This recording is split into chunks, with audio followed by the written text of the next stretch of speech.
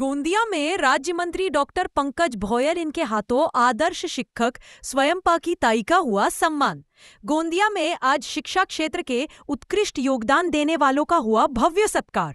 शिक्षक सहकार संगठन की ओर से आयोजित शिक्षक शिक्षण अधिवेशन में शिक्षण राज्य मंत्री पंकज भोयर, जिला परिषद अध्यक्ष लायकराम भेंडारकर, उपाध्यक्ष सुरेश हर्षे, विधायक विनोद अग्रवाल और राजकुमार बड़ोले उपस्थित रहे।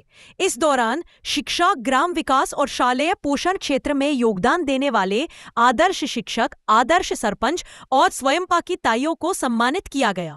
गोंदिया जिले में पहली बार शिक्षक सहकार संगठन की ओर से शिक्षक शिक्षण अधिसम्मेलन आयोजित किया गया।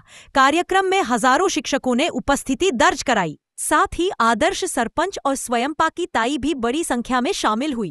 इस अधिवेशन में संगठन की ओर से कई महत्वपूर्ण मांग रखी गई, जैसे कि शिक्षकों को पढ़ाई के अलावा अन्य कामों से मुक्त किया जाए, वरिष्ठ शिक्षकों के लिए टीईटी की शर्त हटाई जाए, शिक्षकों को जिला मुख्यालय में रहने की अनिवार्यता समाप्त की जाए और पुरानी पेंशन योजना को फिर से लागू किया जाए।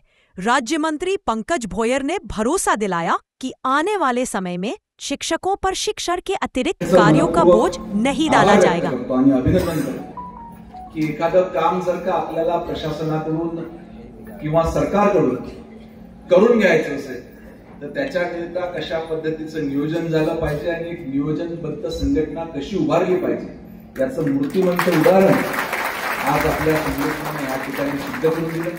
याच्याकरता मी आपलं सर्वांचं मनपूर्वक अभिनंदन करतो। आज अनेक समस्या या प्रस्तावनेच्या माध्यमातून त्या ठिकाणी आपले सन्मान्य रविभाऊ असो किंवा सुरेंद्रजी गौतम असो किंवा आपले राज्याचे अध्यक्ष सन्मान्य संतोषजी यांनी या ठिकाणी व्यक्त करून दाखवल्या।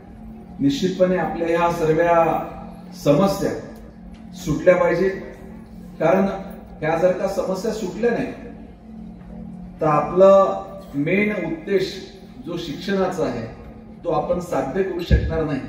आणि आज स्पर्धेच्या युगामध्ये आपल्याला हवी असलेली भविष्यातली मजबूत पिढी आपण त्याशिवाय घडवू शकणार नाही।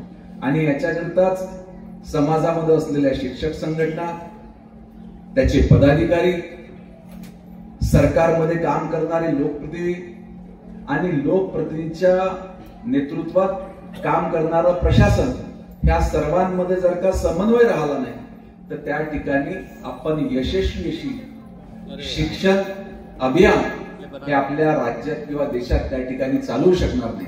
आणि ह्याच समन्वयाकरिता मला असं वाटतं आज या ठिकाणी शिक्षक सहकार संघटना गोंदियाच्या वतीनं या संमेलनाचं आयोजन करण्यात आलं। याच्याकरता मी त्यांना आज गोंदिया जिल्ह्यातर्फे जिल्ह्यातील सर्व शिक्षकांचा सत्कार करण्यात आला।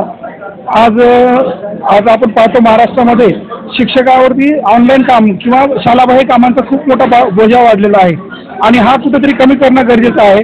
तसेच शिक्षकांना टीईटी बंधनकारक सर्वोच्च न्यायालयाने केला आहे। आम्ही माननीय शिक्षण मंत्री, राज्य शिक्षण मंत्री पंकज भोयर साहेबांना विनंती केली की शासनातर्फे लवकरात लवकर याचिका दाखल करून शिक्षकांना जी टीईटीची अट लादण्यात आलेली आहे ती पुनर्विचार याचिका दाखल करून ती अट रद्द करण्यासाठी शासनाने प्रयत्न करावा अशी विनंती आमच्या संघटनेतर्फे करण्यात आली।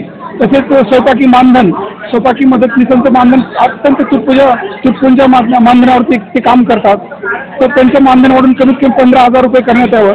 त्यानंतर शिक्षकांना कॅशलेस योजना खूप महत्त्वाची योजना आहे आणि या योजनेमध्ये शासनाने वगळलेलं आहे, ही अतिशय चुकीची बाब आहे। त्यामुळे महाराष्ट्रातील तमाम शिक्षकांना कॅशलेस योजनेचा लाभ देण्यात यावा अशा प्रकारची आम्ही त्यांच्याकडे मागणी केली। आश्वासित प्रगती योजना असेल, 10-20-30चा टप्पा असेल, सर्व कर्मचाऱ्यांना लागू केला आहे, परंतु फक्त शिक्षक कर्मचाऱ्यांना तो लागू केला नाही, ही अतिशय खेदाची बाब आहे। त्यामुळे तीही गोष्ट आम्ही त्यांच्या लक्षात आणून दिली आहे। आणि आजचं हे जे अधिवेशन होतं अतिशय चांगल्या रीतीने पार पडलेलं आहे आणि यामध्ये साहेबांनी आम्हाला शब्द दिला आहे की या सर्व बाबतीत ते आमची बैठकी लावणार आहेत आणि सकारात्मक असा निर्णय घेणार आहेत।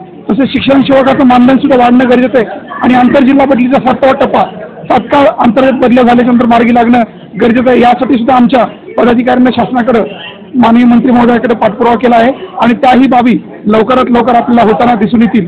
एवढं मुलांना जुनी पेन्शन योजना लागू होणं अत्यंत गरजेचं आहे. आपण पाहिलं की शासन टप्पे पाडत आहेत.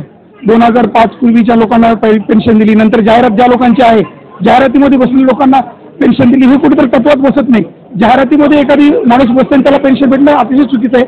पेन्शन द्यायची तर तुम्ही सर्वांनाच द्या, असे टप्पे न पाडता आमचं म्हणणं आहे की सरसकट सर्वांना पेन्शन योजना लागू करणं अत्यंत गरजेचं आहे.